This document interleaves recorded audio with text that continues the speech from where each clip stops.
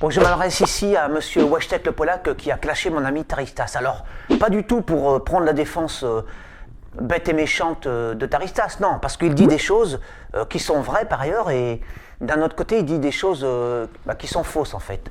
Alors, Wojtek le Polak est outré, à juste titre, par rapport aux apparences, selon lesquelles mon ami Taristas ferait l'apologie, ou du moins s'amuserait, de faits comme la zoophilie, la scatophilie dans ses vidéos.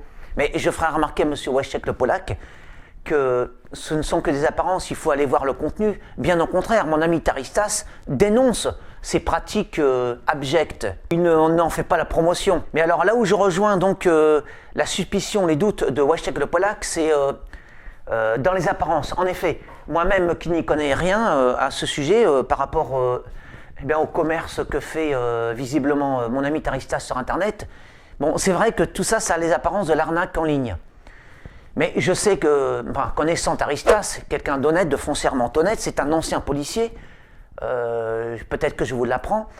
Et en outre, Taristas n'est pas bête, c'est un être intelligent. Est-ce que vous pensez vraiment que quelqu'un comme Taristas, donc qui est français, qui habite à La Réunion, qui a donc pignon sur rue, qui travaille au grand jour, à face découverte sur Internet, vous pensez qu'il ferait des arnaques comme ça? Au vu et au su de tous? Mais bien sûr que non, puisque on connaît son identité. S'il faisait des choses malhonnêtes, il se serait fait arrêter depuis longtemps. Alors réfléchissez un petit peu, Wojtek le Polak. C'est vrai, vous êtes remonté contre Jean-Mathieu Taristas. Mais ce qu'il faut savoir, Wojtek le Polak, c'est que Taristas est un vrai personnage. Et il faut le prendre dans sa globalité. Comme je fais moi. J'ai écrit un texte sur lui parce que j'ai étudié ce personnage qui m'a intrigué. Et je le répète, c'est réellement un personnage d'envergure. Mais cela dit, c'est vrai qu'il est difficile de le voir parce que les apparences ne sont pas avec lui.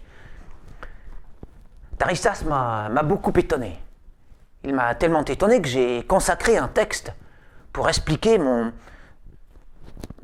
amitié internautique et réelle à l'égard de ce personnage.